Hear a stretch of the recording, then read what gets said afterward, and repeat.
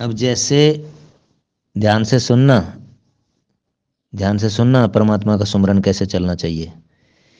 अब जैसे मैं आपको छोड़ के आया था, तो वो सीन क्या था जहाँ पे मैंने आपको छोड़ा था। कुछ लड़कियां पहले से खड़ी हुई हैं, लड़के खड़े हुए हैं, आपकी बहन आपके साथ है, आपका भाई आपके साथ है। कितनी सुखद घड़ी है, मतलब भाई बीटेक कर रहा है, बहन एमए बीएड कर रही है। कितनी सुखद घड़ी है। तो किसी का भी मन लग जाएगा इस घड़ी में कि ये हिसार जाएगा, ये कुरुक्षेत्र जाएगी, और दूसरी लड़कियों की तरफ देख रहे हैं, उनके बारे में जानने की कोशिश कर रहे हैं, पहचानने की कोशिश कर रहे हैं। तो इस दौरान क्या हुआ, इस अपनेपन में जब हम पड़ गए तो हम कृष्ण को भूल गए। बस यहीं पर सबसे बड़ी गलती हो जाती है। होना क्या चाहिए कि कोई कहीं जा रहा है, कहीं जा रहा है, मर रहा है, जी रहा है, हमें इससे क्या मतलब। जो कुछ हो रहा है वो परमात्मा की कृपा से हो रहा है। अच्छा हो रहा है, बुरा हो रहा है, सब उसकी इच्छा से हो रहा है। हम तो सिर्फ कठपुतली हैं। हमें तो बस एक ही काम करना चाहिए कि बस का वेट करो, जैसे ही आ जाएगी अपना चढ़ जाएंगे। और इस बीच सारा का सारा समय राधा कृष्ण के सुमरन में लगना चाहिए। बस हर वक्त उसके ख्याल में रहना चाहिए, ख्यालों में वही चलना चाहिए कि बस तू ही करवा रहा है और मैं कर रहा हूं। बस ना मुझे करना पड़ रहा है, ना मैं कर रहा हूं।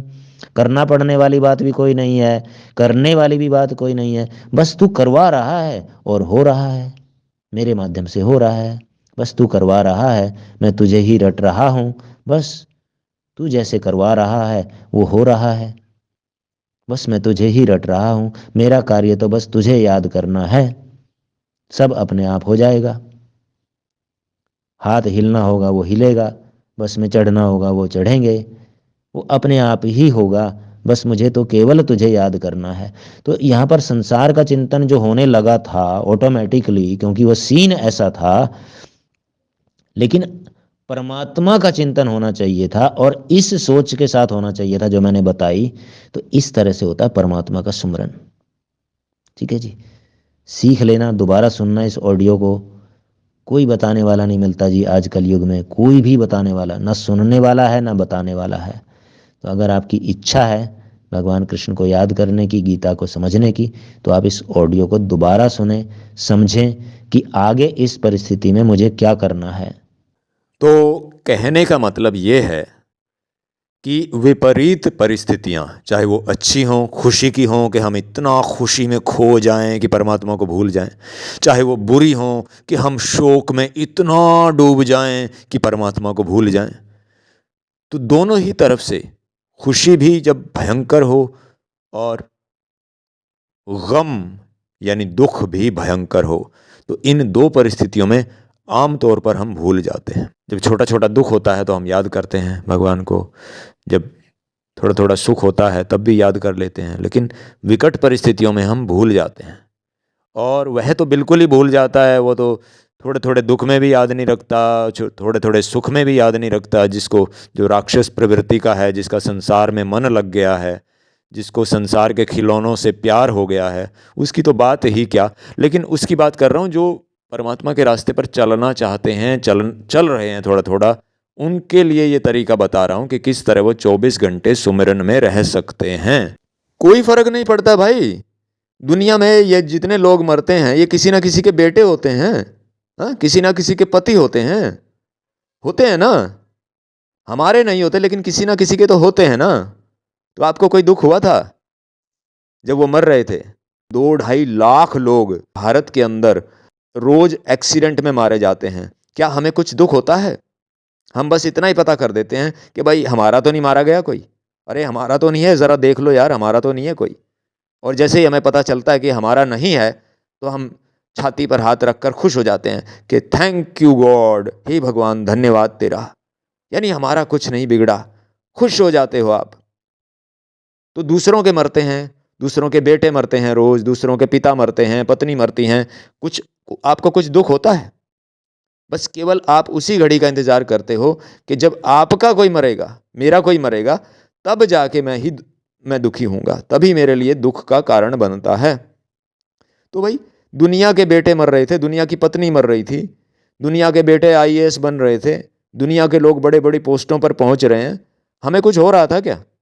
तो जब हमारे साथ वो घटना घटती है, वो खुशी की या वो दुख की, तो ही हमें क्यों होता है?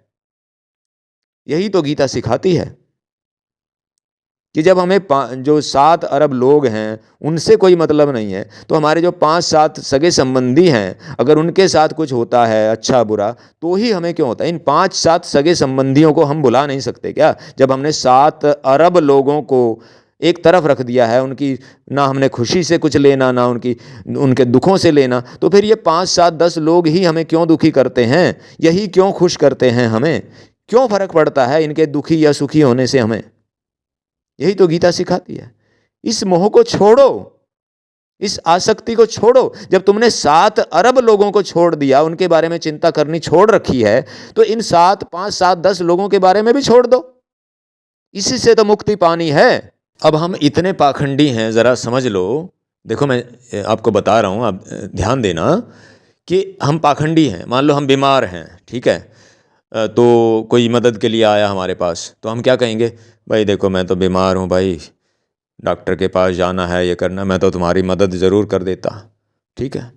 मान लो हम गरीब हैं, तो हम कह देते भाई देखो भाई, मेरे पास तो पैसा नहीं है, तुम्हें पैसा चाहिए, अगर मेरे पास तो पैसा होता तो मैं मदद कर। हालांकि आप करते नहीं, पैसा हो भी जाए तब आप करेंगे नहीं, झूठ बोल रहे हैं। आप बीमार हैं, आप ठीक हो जाएं तो भी आप मदद नहीं करोगे। तो इसी तरह जब मैं कहता हूं कि अपने जो 5-7 लोग हैं उनसे ही क्यों दुखी होते हो, उनके मरने जीने से क्यों दुखी होते हो, उनकी बीमारी से, उनकी खुशी से क्यों दुखी सुखी होते हो, ये तो गीता में पढ़कर ही तो आपकी समझ में आएगा। भाई जब हम इतने पाखंडी हैं, पाखंड करते हैं, झूठ बोलते हैं कि पैसा, गरीब हैं तो हम कह देते हैं कि भाई गरीब हैं हम तो, भाई नहीं तो हम तुम्हारी मदद कर दे, मैं तो तुम्हें लाखों रुपए दे देता भाई, चिंता की क्या बात, तुम्हें तो तुम 10,000 क्या मांग रहे हो, मैं तुम्हें 1 लाख दे देता अगर मेरे पास होते तो। क्योंकि है ही नहीं, इसलिए झूठ बोलने में क्या दिक्कत है? अब बीमार हैं तो मैं तुम्हारी मदद कर देता, मैं तो तुम्हें लेके चलता भाई हॉस्पिटल में। अब क्योंकि जाना नहीं है, तो पाखंड करने में, ढोंग करने में क्या दिक्कत है? कम से कम बोलने में तो कोई कमी नहीं आनी चाहिए, झूठ बोलने में। तो बीमार हैं तो जाएंगे नहीं, मैं तो तुम्हारे साथ चलता भाई, मैं तो तुम्हें 1 लाख रुपए दे देता भाई। अब करना नहीं है, झूठ बोलने में, झूठ बोलने में तो नंबर 1 आना है ना। तो इसी तरह जब हम दूसरों के दुखों से, दूसरों के खुशी से हमारे ऊपर कोई प्रभाव नहीं पड़ता, तो ये 5-7 लोग ही हमें दुखी सुखी क्यों करते हैं? क्या ये बात समझ में नहीं आ सकती? अब आप कहेंगे कि नहीं, ये तो बड़ा मुश्किल है, कोई मेरा बेटा मर गया तो मैं दुखी क्यों नहीं होऊंगा, मेरा पिता मर गया तो मैं दुखी क्यों नहीं होऊंगा? अरे भाई, मैंने गीता पढ़ ली है तो मेरी समझ में आ गया है भगवान कृष्ण की कृपा से। अब जिसकी समझ में आ जाता है वो दुखी नहीं होता, जिसकी समझ में आ जाता है वो सुखी नहीं होता।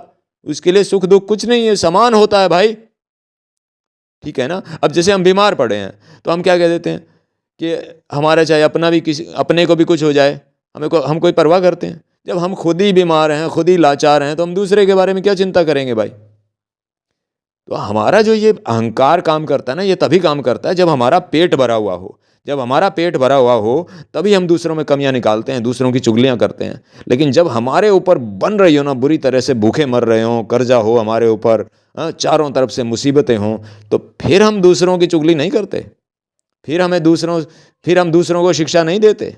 फलाने को ये करना चाहिए था, फलाने ने ये नहीं किया, उसको ये कर लेना चाहिए था, उसने ये नहीं किया। बड़े वकील बनते हैं ना हम, लेकिन जब हमारे ऊपर आती है तब हमें पता चलता है। तो ये बात यहां पर जोड़ दीजिए ना कि गीता में बोला है भाई आत्मा को पहचानो। जब आत्मा को पहचान लिया तो शरीर नष्ट हो गया, नहीं हो गया, शरीर मोटा हो गया, पतला हो गया, शरीर कहीं कुर्सी पे, डीसी की कुर्सी पे जाके बैठ गया, या शरीर कहीं पीएन की कुर्सी पे जाके बैठ गया, या इस शरीर ने कहीं झाड़ू पकड़ ली, या इस शरीर ने कहीं बढ़िया टॉप क्लास फॉरेन की गाड़ी पकड़ ली, का हैंडल पकड़ लिया। तो क्या फर्क पड़ता है इनसे? शरीर है ये, शरीर की तरफ ध्यान मत देना भाई। शरीर से ही तो छुटकारा पाना है, शरीर ने ही तो सब कुछ कर रखा है। इस गंदगी भरे हुए शरीर को ही तो हम सब कुछ मान बैठे हैं कि इसी में से कुछ निकलेगा, और निकलता है नहीं। इसको खोदते खोदते खोदते जिंदगी हो गई, कुछ निकला? औरत के शरीर में से कुछ निकला? खोदते खोदते अब जिंदगी बीत गई ना, खुदाई करते करते निकला उस खुदाई में से कुछ? आप ज़रूर बूढ़े हो गए, लेकिन कुछ निकला नहीं, कुछ मिला नहीं, और ना कोई भूख मिटी। अगर कुछ निकल जाता तो भूख मिट जाती, उसको खा लेते, लेकिन जब कुछ है ही नहीं तो निकलेगा क्या, और भूख कैसे मिटेगी? कभी मिटी है भूख? कभी भूख मिटी है इस चमड़े से? इस चमड़े को चाटते चाटते भूख मिटी है कभी? ठीक है ना? तो मैं फिर वही कहता हूँ कि अपनों से ये 5-7 लोग जो हैं इनसे मोह छोड़ दीजिए, तो गीता का सारा सार समझ में आ जाएगा। गीता का सत्संग सुना करो, परमात्मा कृष्ण की कृपा होगी, तब जाके ये बातें समझ में आएंगी। नहीं तो जन्मों जन्म तक भी ये बातें समझ नहीं आती। सुन लेते हैं लेकिन समझ नहीं आती, उन पर हम चल नहीं पाते, क्योंकि भगवान कृष्ण की कृपा के बिना उसकी माया को समझना असंभव है। और उसकी माया को पार करने के लिए भगवान कृष्ण से प्रेम करना आवश्यक है। और भगवान कृष्ण से प्रेम करने के लिए निरंतर निरंतर निरंतर जन्मों जन्म पूरा जीवन हर घंटे सत्संग में, सुमरन में, उसकी चर्चा में व्यस्त रहने की ज़रूरत है। तभी संभव हो पाएगा कि वह अपनी माया को आदेश दे और हमें समझ आ जाए बात। नहीं तो ये बात ऐसे समझ में थोड़ी ही आने वाली है भाई। ऐसे समझ में आ जाए तो फिर शरीरों से छुटकारा ना मिल जाए। इन शरीरों से तो छुटकारा नहीं मिलना। लगे रहो खोदने में, लगे रहो खोदने में, लगे रहो रोने में, लगे रहो इस शरीर को लीपने में, लगे रहो, बस लगे रहो। बस एक कृष्ण में ही मत लगो, यही है ना। बस एक कृष्ण को ही भूले बैठे हो। सब कुछ याद है, सब कुछ कैसे करना है सब कुछ याद है। बस कृष्ण को कैसे याद करना है, गीता को कैसे समझना है, बस यही याद नहीं है।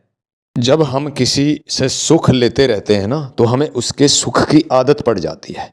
और फिर जब वो मरता है, ये शरीर छोड़कर जाता है, तो हमें वो सुख याद आते हैं, तभी हम रोते हैं। तो कितना अच्छा होगा यदि हम सुख लें ही ना।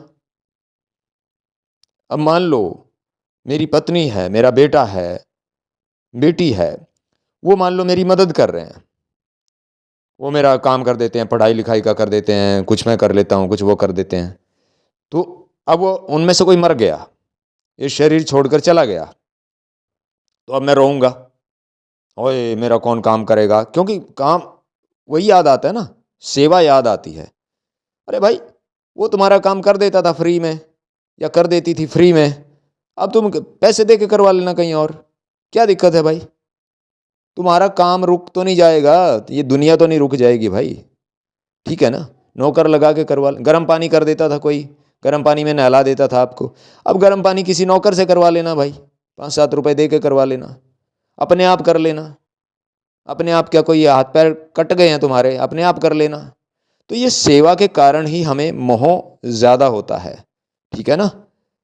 तो ये दुनिया चलती रहती है, ये किसी बेटे बेटी पत्नी किसी के बिना, पिता माता किसी के बिना नहीं रुकती है, दुनिया चलती रहती है ऐसे ही। कितने प्रधानमंत्री मर गए, राष्ट्रपति मर गए, क्या हमारा देश रुका? चल रहा है ना सबका। सब लोग, सब देशों में ऐसे ही मर रहे हैं बड़े बड़े लोग, क्या वे देश रुक गए? सब चल रहा है ना वैसे ही, सब ऐसे ही चलता है। लेकिन ये पागलपन है, ये गीता पढ़ने के बिना, गीता पढ़े बिना ये पागलपन दूर नहीं होता जब तक हम आत्मा को समझ नहीं पाते। ये पागलपन चलता ही रहता है, जन्मों जन्म तक चलता ही रहेगा। और खुद को बुद्धिमान बताते रहोगे कि हम तो बुद्धिमान हैं सबसे ज़्यादा। उस बुद्धि को तुम वहीं लगाते हो, बस संसार के कामों में, इस शरीर को चुपड़ने में लगाते हो उस बुद्धि को। उस बुद्धि को ये नहीं लगाते कि ढूंढो भाई आत्मा क्या है, इंसान के अंदर ऐसा क्या है कि वह शरीर यहीं पड़ा रह जाता है और सब कुछ गायब हो जाता है। 2 मिनट पहले वो इंसान इतना कुछ कर रहा था तुम्हारे लिए, और अब शरीर यहीं पड़ा रह गया हमारे लिए। कितना काम की चीज़ थी वो, अब शरीर यहीं पड़ा रह गया। अब क्या चीज़ निकल के चली गई, उसकी खोज नहीं करते, उसमें बुद्धि नहीं लगाते हो। अब शरीरों से पीछा छूटेगा तो फिर किससे प्यार करेंगे? तो फिर कृष्ण से प्यार करो, जो अजर अमर अविनाशी है भगवान कृष्ण, उनसे प्यार करो। और उनसे प्यार करोगे तो मुक्ति हो जाएगी। और क्या करना है इस जीवन में? छोटा सा तो जीवन है, अगली सांस का पता है क्या? कितना छोटा है ये जीवन। और हमने समझ रखा कि हम तो 50 साल 100 साल जिएंगे। अरे 50 सेकंड का भी यकीन नहीं है भाई, अभी समझ जाओ। मेरी माता थी, मेरी माता जी बूढ़ी होकर मरी, जब उनका शरीर काफ़ी कमज़ोर हो गया था। उससे पहले क्या हुआ था कि उनके परिवार वाले एक एक करके, उनके मायके वाले एक एक करके सब नष्ट हो गए थे। और यहाँ भी कई संतान मरी उनकी। मेरी बड़ी बहन मरी, मेरी एक छोटी बहन मरी उनके सामने, उनका एक पुत्र मरा और मरा, ठीक है ना।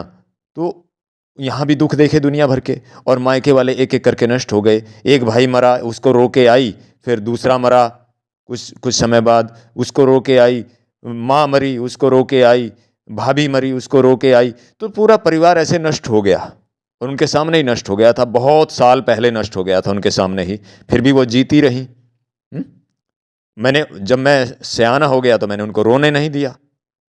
भाई मरा तो मैं उनको उसी दिन लेके आ गया। उनकी आंख खराब हो जाती, आंख बनी थी उनकी, तो मैं उनको समझाता रहा, गाइड करता रहा, जैसे आपको गाइड कर रहा हूँ। उस परमपिता भगवान कृष्ण की कृपा से मैं आपको गाइड कर रहा हूँ। किसी को समझना है तो समझ लो, किसी को नहीं समझना है तो मत समझो, बंद कर दो वीडियो। कोई ज़रूरी है क्या देखनी? अपने कामों में लग जाओ। आपके काम छूट गए लाखों रुपए के। आपकी सुंदर सुंदर पत्नी नाराज हो जाएगी, उसका फोन आ गया, अटेंड कर लो। छोड़ो इस वीडियो को, कितनी देर से लगे हो सुनने में, लग जाओ शरीरों में। शरीर को छूटे कितनी 10, 15, 20 मिनट से आपने शरीर का मोह छोड़ रखा है, इस वीडियो को सुनने में लगे हो। क्या करोगे इस वीडियो को सुन के? लगो ना जाके शरीरों में, खोदो उनको, लगो मित्रों में बातें करने, लगो बकवास करने, लगो धन कमाने, बांध लो गठरियां, सब लाद के जाना। फिर अच्छा घी भी खा के रखना, सब लाद के चलोगे ना इस शरीर के साथ। अरे ये शरीर तो यहीं पड़ा रह जाएगा बिना शरीर के जाना पड़ेगा भाई, पता है ना इस बात का। सबके बड़े बड़े शरीर, महान शरीर यहीं पड़े रह गए, और उनको बिना शरीर के जाना पड़ा। तो ये पैसों की गठरियाँ, ये सोने के जेवर, इतने सोना कमा लिया, इतने प्लाट खरीद लिए, इतनी ज़मीन, कैसे लाद के ले जाओगे अपनी पीठ पर? हाँ, सोचा है कभी? जब लाद के ले जाने का कोई रास्ता नहीं है तो फिर इकट्ठे क्यों कर रहे हो इनको? किस लिए इकट्ठे कर रहे हो भाई, जब लाद के ले जाने का कोई रास्ता नहीं है? शरीर पे लाद के ले जा सकते थे, शरीर तो यहीं की यहीं छोड़ के जाना पड़ेगा। यमराज कह देगा कि इसको यहीं छोड़ो, सारा ये मिट्टी यहीं पड़ी रहेगी, तुम्हें अकेले चलना होगा मेरे साथ, बिना शरीर के। पता है ना बिना शरीर के जाना, इतना तो पता ही होगा। जिसने गीता नहीं भी पढ़ी उनको भी पता है इतनी तो बात, कि बिना शरीर के जाना पड़ेगा। और बिना शरीर के जाना पड़ेगा तो फिर किसकी जप्पी पा के चलोगे? शरीर तो रहेगा नहीं, जप्पी किस चीज़ से पाओगे? अपनी पत्नी की, बेटे की, पत्नी की, पिता की, माता की, किससे पाओगे जप्पी?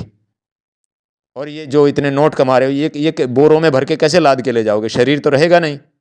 और ये ज़मीन के टुकड़े, इन सबको लाद के कैसे ले जाओगे? इनके कागज़ों को, इनकी जो रजिस्ट्री है वो, उनको कैसे लाद के ले जाओगे? शरीर तो रहेगा नहीं। फिर कैसे ले जाओगे? कौन ले जाएगा तुम्हारे साथ? चलेगा कोई तुम्हारे साथ? चलेगा क्या कोई तुम्हारे साथ? 5, 7, 10 नौकर तैयार कर रखे हैं जो तुम्हारे साथ चलेंगे मरने पर। अरे अभी भी नहीं समझे? अब तो उठा लो गीता, अब तो ऑर्डर कर दो गीता प्रेस से गीता, अब तो पढ़ लो, अब तो जीवन सफल बना लो। पता नहीं कितनी सांसें बची हैं, जितनी भी बची है, 2, 4, 10, 20, 50, कम से कम उनको तो लगा दो भगवान कृष्ण में, गीता में उनको तो लगा दो, उनको तो सत्संग में लगा दो, उनको तो संकीर्तन में लगा दो। अरे अब तो समझ जाओ, इतनी बड़ी वीडियो देख ली, सारा कुछ उदाहरण सुन लिए, मैंने समझा दिया, फिर तो समझ में आ गया होगा कुछ। अब तो समझ जाओ, अब तो फायदा उठा लो जीवन का। राधा कृष्ण राधा कृष्ण राधा कृष्ण, राधा कृष्ण राधा कृष्ण राधा कृष्ण, सीताराम सीताराम सीताराम।